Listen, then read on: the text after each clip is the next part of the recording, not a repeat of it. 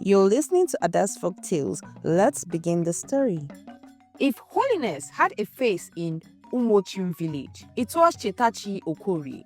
They used to call her Sister Cheta Jesu because no matter where you looked, choir rehearsal, block rosary, morning mass, evening benediction, you would see her there, kneeling as if she was negotiating directly with heaven. Her two elder sisters, Ifi and Ngozi, were her total opposite. Those ones, they were like TikTok challenges with legs, always trending for the wrong reasons. While Chetachi carried her Bible, they carried lip gloss and excuses. Their favorite word were, "Abeg, this life no get duplicate."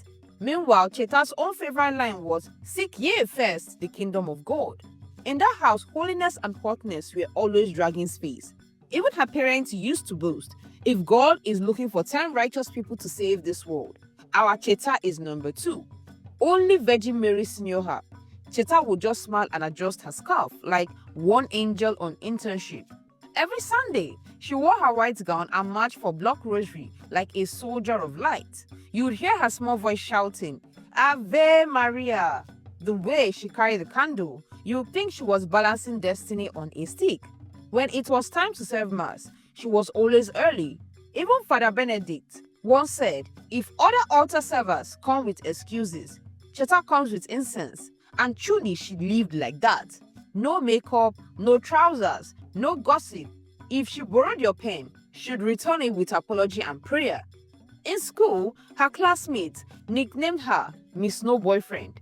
Whenever they gathered to discuss love letters and crushes, she would just quote proverbs and disappear. One of them once said, "Cheta, you too they form holiness. You go old for virginity." She just laughed and answered, "Better to old for heaven than hot for hell." Everybody laughed, even the teacher.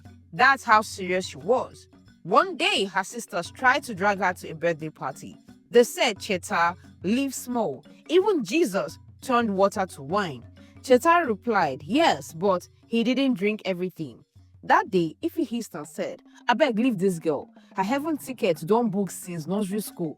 Yet, deep down, everyone admired her because while they were chasing boys who borrowed shoes and still bragged, Cheta had peace, the type that comes with evening hymns and cassava smell from the backyard. She dreamed of becoming a reverend sister. Sometimes she would stand in front of a mirror, tie wrapper on her head and whisper, "Sister Chetachi of the Sacred Heart." Her mother caught her once and laughed, "My daughter, abeg finish university first before you go and marry Jesus." Even her father was proud. Whenever visitors came, he would shout from the veranda, "Have you met my daughter, Sister Cheta? If holiness was a company, she'd be the CEO." Everyone laughed, but they meant it. Life was sweet for her. Predictable, peaceful, filled with hymns and home chores. If the village had a scoreboard for morality, she was top of the table. They said the vigil would end by 4 a.m., but the spirit was still moving and the generator was still obedient. So the choir carried Oyenemema like a sweet burden. Cheta lingered a little after benediction, stacking hymn books, blowing out altar candles the careful way Father taught her. One breath for each flame, like blessing a child to sleep. Outside, the dawn was still shy. That blush hour, where roosters are practicing and street dogs are writing memoirs. She tightened her scarf, hugged her Bible, and started the short walk home. She's done this route 100 times. It was the safe road, past Mama Okonkwo's Akara stand, across the quiet junction. Then, that narrow path beside the mango tree that everyone used when they wanted to cut Johnny and cut gossip. She didn't see danger. After all, what would fear be doing on a road where Rosary had just finished marching? From behind the old mango tree, a shadow moved. Before she could shout Jesus, a rough hand covered her mouth. Another one dragged her off the path. All she remembered was the smell of sweat, struggle, and the sound of her rosary snapping bead by bead. When it was over, she lay there trembling, her white church gown now red and dust. The sky was quiet. The stars turned away their eyes. Cheta didn't scream. She just picked up the broken rosary, pressed it to her chest, and whispered, "God, are you still here?" When she finally reached home, her mother opened the door and knew. Mothers always know. She didn't ask questions that would bruise further. She wrapped her daughter in wrapper and Psalm 91 and rocked her till the clock remembered morning. But what, as usual, was a restless goat. By noon, it had jumped every fence in Umochim, People who did not know when Cheta was born suddenly knew what happened to her at 4:27 a.m. Some said, "Chai, wicked word." Others, armed with PhD in suspicion, whispered, "You sure say no be agreement wey go sour." Cheta stared at the ceiling and discovered how heavy a ceiling can be. She tried to pray, but the words in her mouth had become stone. Her father moved like a man, carrying thunder he was not allowed to throw. He went to the station. He went to the priest. He went to the elders. He went everywhere. Justice was supposed to live, but justice has a habit. On the days you need it most, it sends "I am not in the office" message. Days stretched. Church people came with prayers and practical love. A few came with advice nobody asked for. You see, that's why girls should not. Her mother would gently escort such people to the gate with a tea and a firm smile. Cheta avoided mirrors. The face there looked like someone she used to know. School resumed and she tried to wear normal like a dress, but normal had become 2 sizes small. Laughter in the corridors now sounded like accusations. When her classmate gossiped, her name walked past their teeth, pretending not to be there. She took notes. She avoided eyes. She perfected the art of disappearing while still sitting in a chair. Then came the afternoon. Her body sent a memo her mind didn't want to read. She was late, so late that even excuses were shy. Her mother took her hand, the way you hold a secret, and they went to the clinic, where the clock always ticked too loudly. The nurse smiled the soft, professional smile of someone who has delivered many varieties of news. The test result lay between them like a stubborn stone. "Positive," the nurse said gently. Cheta didn't cry immediately. She just listened to the sound of her life, moving furnitures. The room had windows, but somehow there was not enough air. A tiny trembling, "Why?" left her lips and perched on the edge of the table, frightened to fly. On the way home, her mother squeezed her fingers till comfort and courage became the same thing. "My daughter," she said, voice steady, "a child is not a curse. You are not a mistake. You are mine. We will walk this road." That evening, the sun went down like an old man sitting carefully. Neighbors gathered, pretending to bring yam and okra while carrying plenty questions in nylon bag. Her father stood at the door and became a gate. "Thank you," he told them, polite as a closed book. Cheta lay awake, counting ceiling boards instead of sheep. Somewhere between board 16 and board 17, anger knocked, but not loud, not yet. Mostly there was confusion, a sea without shore. She thought of Joseph and Mary. She thought of Hannah. She even thought of Job, who minded his business and still saw pepper. She tried to pray again. All she could manage was a whisper, "God, I am here." Outside, a neighbor's generator coughed itself to sleep. The night inhaled and exhaled, carrying distant laughter from a compound where life had not broken. By morning, she sat up, wrapper tight, and told her mother, "I'll try to go to church." In church, she sat at the back, where 100 people sit. The choir raised, "Nearer my God to thee." And for the first time since the night, water finally found her eyes. Not the loud cry of drama, just the quiet painful that washes red dust off leaves. People turned, a few whispered prayers. One market woman hugged her so tight, it rearranged her ribs and said, "Wham, if God is counting the hairs on your head, he will count your tears too." Then added softly, "The same God will create whom, na your own calendar we go follow." Somehow, that little sentence held her together till evening, but the village was still the village. By dogs, 2 rumors had married and given birth to triplets. The girl who once stood like a white candle now flickered under a storm of options. At the end of that week, Cheta did something very small that felt very big. She tied her scarf, straightened her shoulders, and helped the cat case, watched the brass candle stand. She polished them till she could see her face. A face that looked tired, yes, but still hers. In the reflection, she whispered, "I'm still here." When bad news enter a family that prays too much, confusion usually follows, because they can't understand how something managed to climb over all those prayers and still enter. That was how the Okore's house became quiet. Even wall clocks started ticking with pity. Cheta would sit on her bed and stare at her hands, the same hands that once held rosary, now shaking at the thought of diapers. Her mother prayed from psalm to psalm. Her father sat outside every night, chewing silence like kola nut. Neighbors came with consolation that sounded like gossip wearing wrapper. Hey, yeah, we didn't expect this from Cheta. You see life.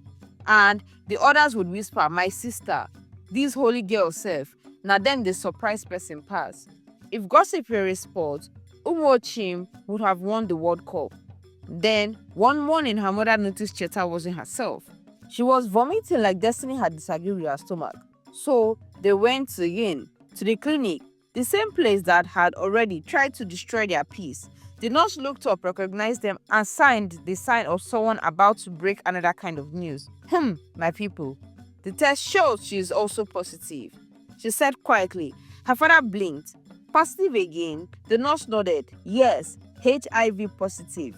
That small room suddenly felt like hell had borrowed a ceiling fan. Cheta didn't cry, not immediately. She just stood up slowly, picked up her scarf, and walked outside. The sky looked too blue, too normal. It annoyed her. She wanted thunder. She wanted the ground to misbehave. But nothing happened. She whispered to herself, so this is how a person's life spoils in installments.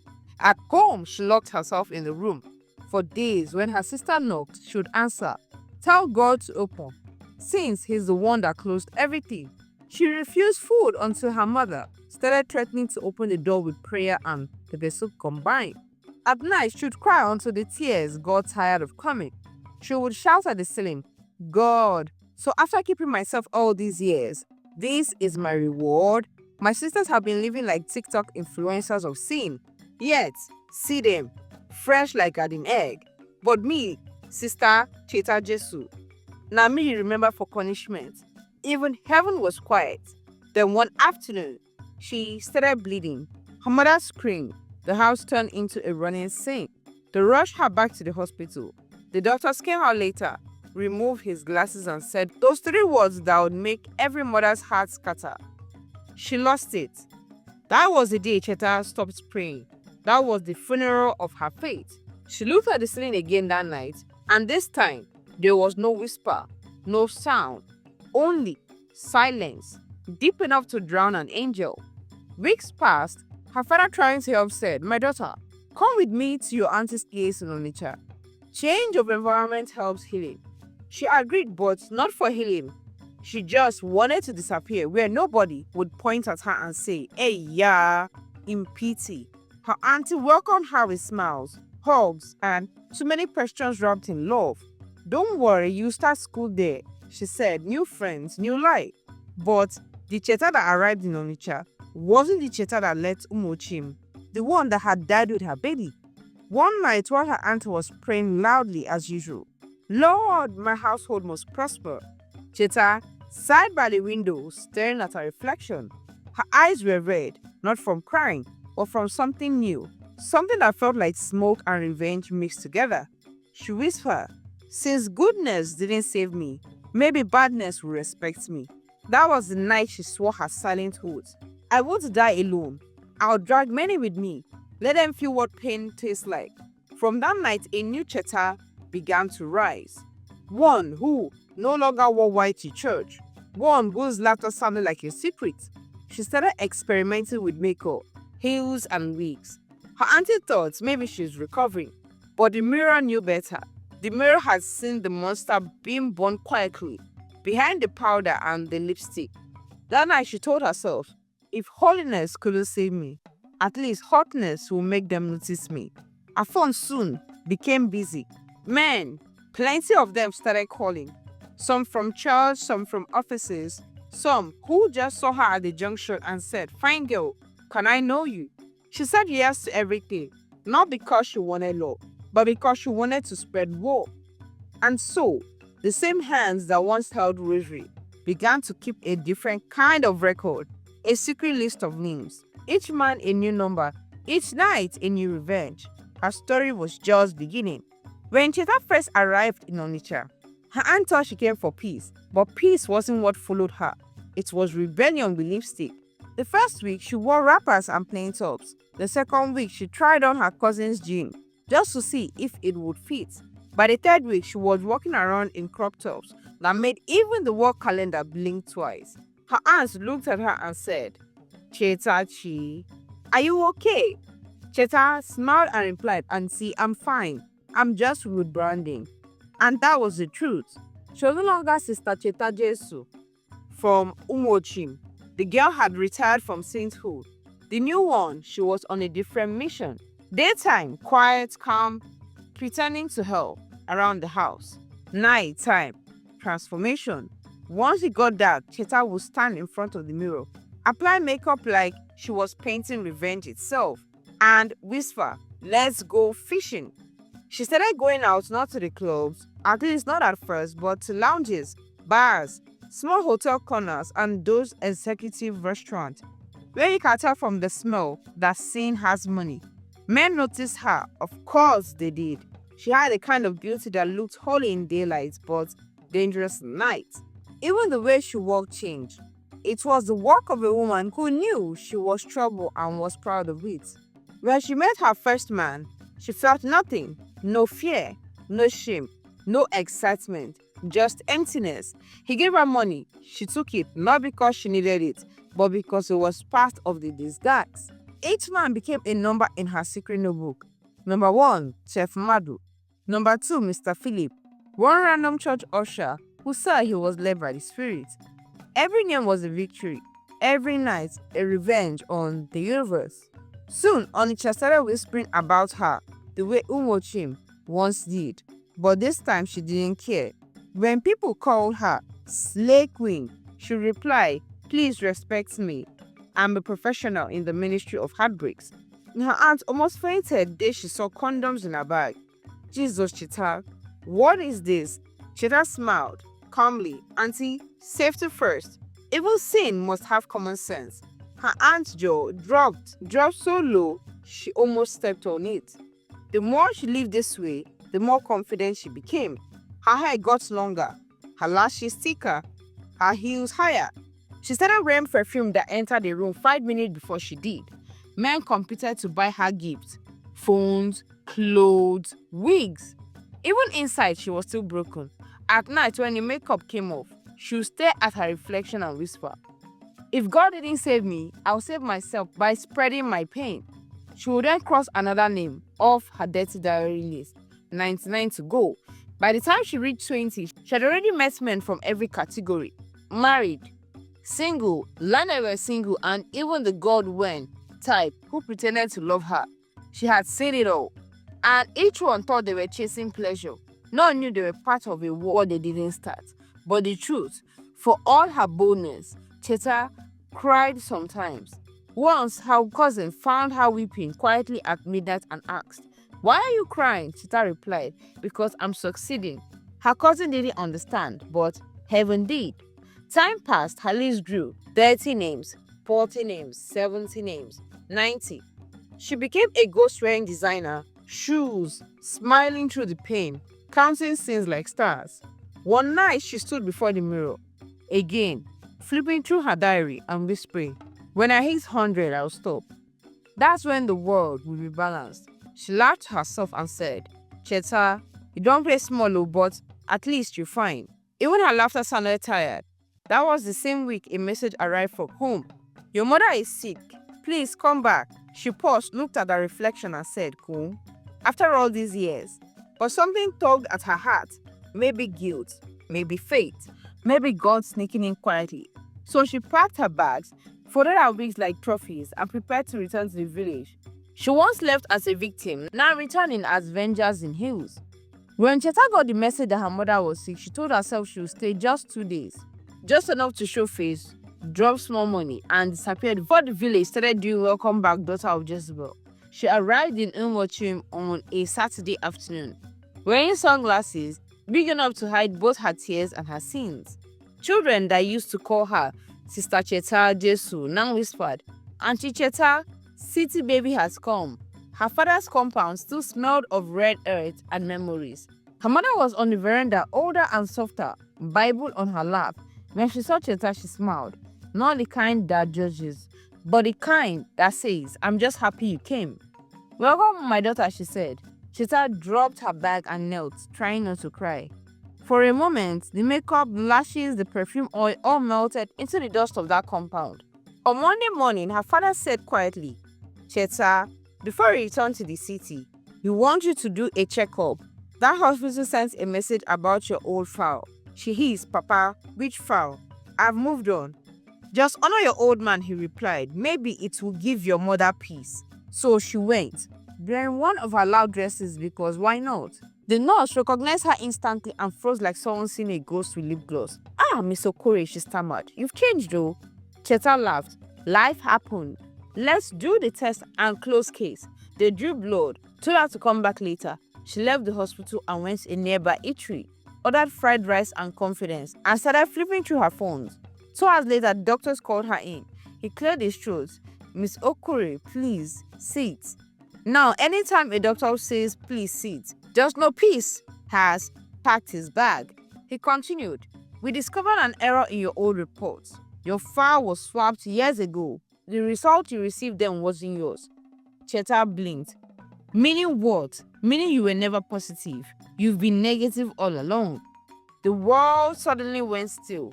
Even the wall clock forgot to click. Cheta laughed first, a dry, confused laugh. "Doctor, please don't joke with my destiny." He slid the fresh result towards her. "This is the truth. Miss Okore, you're completely fine." Her hands began to shake. The paper felt heavy, not because of the weight, but because of the memory. She stumbled out of the hospital like a woman walking through her own flashback. Men's faces, hotel rooms, laughter, lies, list. All the names in her secret diary began matching before her eyes. She pressed her chest. "God, what have I done?" Back home, her mother saw her pale face and asked, "Cheta, what is it?"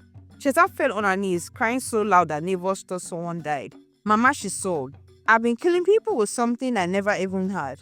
Her mother didn't understand at first. Then the truth unfolded in pieces, like a confession written in tears. For days, Cheta couldn't eat. She locked herself inside her old room, the same one where she used to kneel for morning prayer. Now she knelt again, but this time not for routine but for mercy. For 3 nights she didn't sleep. On the 3rd night, she dragged her man to the sitting room and prayed the kind of prayer that shakes furniture. "God, if you can still listen to someone like me, I will spend the rest of my life cleansing the mess I made. I will help every girl that has been hurt the way I was hurt. I will teach them not to turn their pain into poison. Just give me one chance." She went back to the hospital for confirmation. The second test came out the same, negative. Cheta burst into laughter and tears once. "You see, God, you like drama too much. You waited for me to scatter finish before you show face." Even the nurses smiled through her confusion. That day marks the rebirth of Sister Cheta Jesu. Only this time she wasn't serving God out of innocence, but out of understanding. She packed her clothes, her diaries, and her shame, and decided to join the convent she once dreamt of. Her father couldn't believe it. From nightclub to convert, you know they ever take middle ground. She smiled. "Papa, God likes dramatic people." Ask Saul. In the months that followed, people started hearing her testimony. Church invited her, youth groups and listeners. People started hearing her testimony. Churches invited her. Youth groups cried listening. She spoke about forgiveness, mercy, and how bitterness multiplied pain. Even her sisters changed. They dropped their wild habits like old wigs. One of them later joked, "Cheta, you no need to preach to me. Your life is sermon enough." And she laughed, the kind of laugh that finally sounded free. If repentance had a soundtrack, Cheta would start with sniffles and end with hallelujah. The first Sunday after the truth came out, she went to mass in her old parish. Everybody stopped singing mid-verse. Even the choir master lost key. Someone whispered, "Now she be that. See as she don't humble." Cheta ignored them. She walked straight to the altar, dropped to her knees, and cried like rain that had been holding itself since last year's dry season. When she finally spoke, her voice trembled. "Lord, I destroyed lives because I thought mine was always destroyed. If mercy still lives in this church, let it find me." The priest came down, laid a hand on her head, and said quietly, "Child, mercy has been looking for you longer than you've been running." That line broke her completely. She cried until even the ushers cried in sympathy. Within weeks, she packed her things and joined the convent in Opa. People gossiped again. Of course they did. From lipstick to liturgy, one market woman said. Another replied, "My sister, maybe she just wants to infect heaven." Cheta heard them but only smiled. "At least heaven no dey require lab tests," she said, walking past. Life inside the convent was peace in uniform. She woke up 5 a.m., swept, prayed, cooked, and sometimes laughed at how different silence could sound when you're not hiding guilt inside. Her laughter returned, small, purer, but real. The sisters noticed her energy and made her coordinator for the youth outreach ministry. Every month she visited schools, prisons, and villages to share her story. At first, the girls would stare wide-eyed when she said, "I once tried to destroy men." They would giggle nervously, and she would add, "Don't try it. The logistics is stressful." Laughter always opened the door, and truth walked in after it. She spoke of forgiveness, of how pain multiplies when you hand it to others. She told them, "God didn't save me because I was holy. He saved me because he didn't want my madness to trend forever." And the hall would explode in laughter and tears at the same time. One afternoon, a letter arrived from her father. He wrote, "Your mother dances again. Your story has become sermon material. Even your sisters have started running morning devotion like competition. The world believes in miracles again because of you." Cheta pressed the letter to her heart and whispered, "At least my scandal is not evangelism." Months later, while she was tending flowers behind the chapel, the Mother Superior said someone was asking for her. A young man stood there, frail, trembling, face pale as candle wax. He removed his cap, tears already waiting. "Sister Cheta," he said, "I've come to confess." His voice cracked. "I was the one, that night, behind the mango tree." The world froze. Cheta's hand dropped the watering can. He continued, "I was stupid. I was angry that you refused me. I thought I'll teach you a lesson. But since that night, nothing has worked for me. I've been sick, restless, haunted. I'm dying. Sister, I just wanted forgiveness before I go." Cheta's eyes filled, but her voice was calm. "You took something from me that night. But if I refuse forgiveness now, I'll be taking something from God." She placed her hand on his shoulders and said simply, "I forgive you." The man broke down completely. 2 days later, as word came that he passed away peacefully in his sleep. People said he looked like someone who finally stopped fighting with his conscience. Cheta didn't cry this time. She just knelt in her cell that night and prayed, "Thank you for giving me a new ending." From then on, every sermon she preached carried one message: pain is not a ministry. Let it go before it ordains you. Her name, once spoken with mockery, became a proverb on the region. Don't joke with grace, asked Sister Cheta.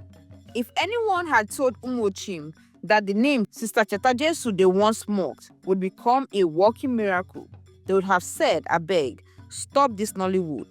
But life has a way of turning mockery into testimony, just to confuse the audience. These days, whenever Cheta visited the village in her white habit, even a stubborn goat stopped eating to watch her pass. Children ran after her shouting, "Sister Cheta, Sister Cheta," and the same women who used to gossip about her now hid under their wrappers, whispering, "God, give me this kind of comeback." Her sister had changed too. Ify now sold fabrics and joined the women prayer group, though she still led praise like she was auditioning for Afrobeat. Ngozi got married to a decent man who said he fell in love with her after hearing her sister's story. Sometimes the two of them would tease Cheta, "Abeg, drop this veil small, let's go out," and she would laugh. "If una see me for club, just know the trumpet is about to blow." Years later, when the bishop invited her to speak at a youth convention, the entire church hall was packed. She stood on the podium, calm, smiling, her voice steady. "My name is Sister Cheta Chiokori. Once upon a time, I tried to destroy the world, but mercy found me first." You could hear a pin drop. Then she told her story, not hiding her scars, not dramatizing her pain. Just raw truth. told with the humor only survivors can afford. When she said, "Even when I ran from God, he followed me with stubborn love," the hall exploded in applause. One girl in the front row sobbed openly and whispered, "If God can forgive her, he can forgive me too." After that day, her story spread beyond Oka and Umuchim. Radio stations invited her for interviews. School quotes her line. Her favorite quote became famous: "Pain is not your calling. Don't start a ministry with it." Even the villagers who once used her name as warning began to use it as comfort. If someone was going through a hard time, they would say, "Don't worry. Remember Sister Cheta. If she can rise, you too can." One evening, she returned home to celebrate her mother's 70th birthday. The compound was full of laughter, jollof rice, and people pretending not to go for a second round. Her father looked at her across the table and said, "You know, if God gives awards for improved child, now you go win am." She laughed. "Papa, now grace, oh, grace no dey fail." Then her mother added softly, "You were born to remind people that even when God is silent, he's not absent." That line made everyone quiet. Even the pot of soup stopped boiling for a second. Later that night, when everyone was asleep, Cheta sat outside looking at the stars. The air smelled of fried plantain and forgiveness. She smiled and whispered, "God, you really turned my mess into a message." Then she heard her mother's voice behind her. "My daughter, you've done well. But don't forget, grace doesn't erase conscience. It redeems it." Cheta nodded. "Yes, Mama. That's why I'll keep talking, so no other girl will choose revenge over healing." Before dawn, she dreamt of that night long ago, the mango tree, the shadow, the fear. But this time, when the shadow reached out, light flooded the place, and the rosary she once dropped appeared in her hand. Whole again, she woke up smiling. The next morning, she gave it to her mother and said, "Keep this for me. I don't want to lose it again." From that day, Sister Cheta became a symbol of second chances. Her story traveled from pulpit to classrooms, from women's meetings to WhatsApp groups. People still argued about the details of the course. Some said the doctor mixed her results by mistake. Others swore it was divine setup. But everyone agreed on one thing: grace truly has sense of humor. The end. Some of the lessons we learned from this story are: revenge is sweet only to the devil. Don't join the tasting committee. When God delays, it's not denial. Sometimes he's just editing your testimony. Pain doesn't give license to destroy others. It gives permission to heal them. Don't mock anyone's downfall. Heaven might be using them as a raw material for a miracle. And finally, never forget, mercy can turn even your worst chapter into somebody else's survival guide. I hope you guys enjoyed this wonderful masterpiece. Please go ahead and click on the subscribe button to support us. Turn on the post notifications so you'll be the first to know when I drop a new story. Guys, like this story, leave me a comment. I'll see you in the next one, my love. So then again, bye. Thank you so much for watching till the end. Please click on the subscribe button to support us. Turn on the post notification to get notified when I upload a new story. Like, share, and comment your thoughts. Till then, bye.